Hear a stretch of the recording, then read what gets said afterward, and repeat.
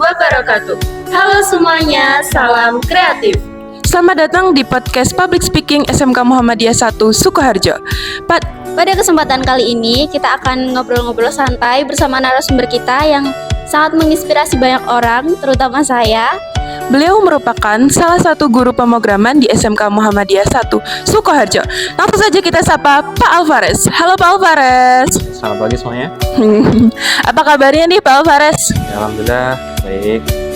Biasa ada beberapa proyek yang harus diselesaikan, tapi ya demi untuk adik-adik semuanya saya siap. Oke Pak, baik. Kira-kira kesibukannya akhir-akhir ini apa sih Pak?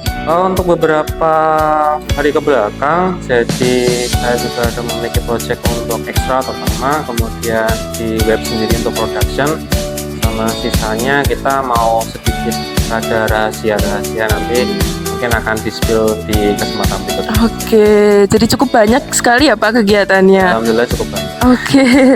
Oke, baik. Langsung saja kita menuju ke pertanyaan ya Pak. Yang pertanyaan pertama ya Pak. Oke, jadi kira-kira Pak Alvarez ini sejak kapan sih mempelajari tentang game developer? Untuk game developer sendiri saya sudah mempelajari semenjak saya masuk di SMK Muhammadiyah 1 Sukoharjo. Kebetulan saya alumni, jadi mungkin sekitar 13 tahun atau kurang lebih segitu. Nah, tapi untuk mulai productionnya kira-kira di 2-3 tahun terakhir ini saya benar-benar menekuni lah ceritanya kayak gitu. Jadi untuk production sendiri saya nggak cuma saya sendiri, tapi saya juga mengajarkan ke murid-murid ekstra saya kira-kira.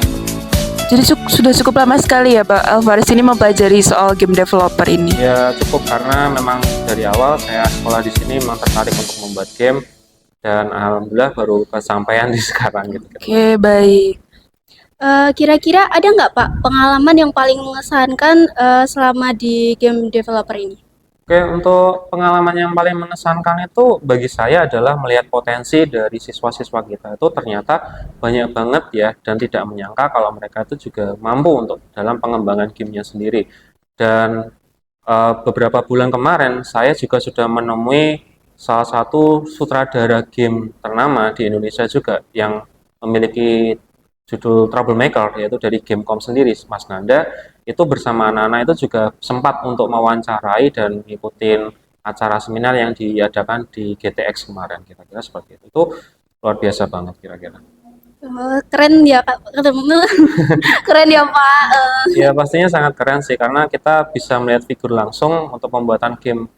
Troublemaker itu kan juga salah satu game Indonesia yang di kancah mancanegara itu udah paling terkenal. Nah itu kan kita pengen lihat lah, maksudnya mindsetnya seperti apa, kenapa mereka berhasil dan sebagainya. Kan masih ada pertanyaan-pertanyaan yang belum terjawab, apalagi developer game Indonesia itu tidak banyak diketahui, terutama di lokal. Oke, baik Pak. Jadi banyak teman-teman di luar sana tuh yang pengen gabung di game developer. Nah, kira-kira skill apa sih yang dibutuhkan teman-teman yang mau gabung di game developer ini? Kalau untuk skill sebenarnya standar, jadi penting dia itu bisa pemrograman, terutama pemrograman game, kemudian dia bisa artis juga, dalam artian dia pembuatan aset, menggambar, 3D, basicnya kira-kira seperti itu. Nah, untuk di Indonesia sendiri yang belum ada itu skill terperinci itu adalah sutradara, dia itu perancang gamenya, kemudian skill marketing, sama yang paling penting kalau menurut saya, kalau kamu apapun, ketika kamu pengen jadi seorang developer itu pasti harus cinta dulu terhadap game. Karena banyak ternyata yang masuk di game dev itu cuma ngincar mungkin karena salary-nya, uangnya, tapi dia tidak menikmati apa yang dikerjakan. Jadi menurut saya sih buat apa gitu loh. Jadi kamu harus mencintai game itu sendiri sehingga kamu pengen bikin gamenya. Kira-kira itu skill yang saya rekomendasikan. Oke, jadi teman-teman yang mau gabung di game developer itu kira-kira skill yang harus kita punya untuk gabung di game developer. Oke, selanjutnya. Kan banyak nih Pak yang mau mulai belajar game developer. Nah, cara mulai belajar dari nol tentang game developer itu caranya gimana ya Pak? Oke, kalau menurut saya sendiri untuk belajar game developer itu yang pertama, kita belajar itu jangan langsung kodenya dulu, jangan langsung pemrogramannya dulu, tapi cari program atau engine yang ada visual scriptingnya. Kita belajar logikanya dulu, jadi sehingga kita mengetahui bahwa setiap function yang ada itu nanti kalau dikodekan seperti apa.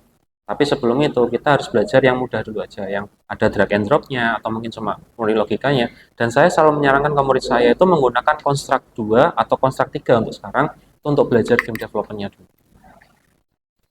Oke, selanjutnya kira-kira Pak Alvarez ada nggak sih pencapaian yang Bapak dapatkan di game developer? Pencapaian yang paling mengesankan buat Bapak di game developer ini?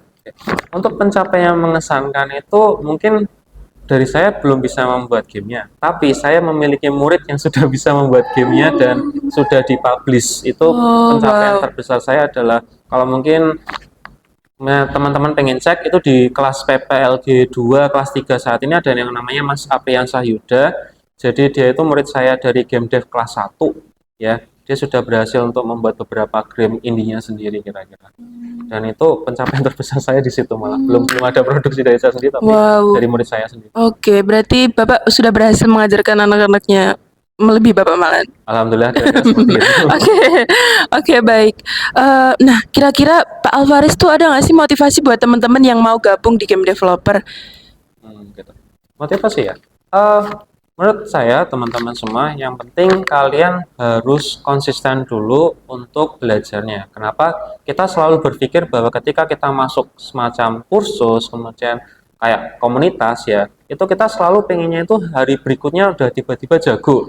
Nah, ini adalah sangat keliru dan sangat tidak direkomendasikan. Jadi kita harus menikmati setiap progresnya, konsisten setiap apa yang kita lakukan, jadi sehingga kita itu bisa gimana ya gampangnya, untuk bisa melihat ke depan itu lebih enak lah, tidak ada stres lah yang terikat. Jadi misal kira-kira seperti itu. So tetap belajar, tetap bermain, tapi jangan lupa konsistensi.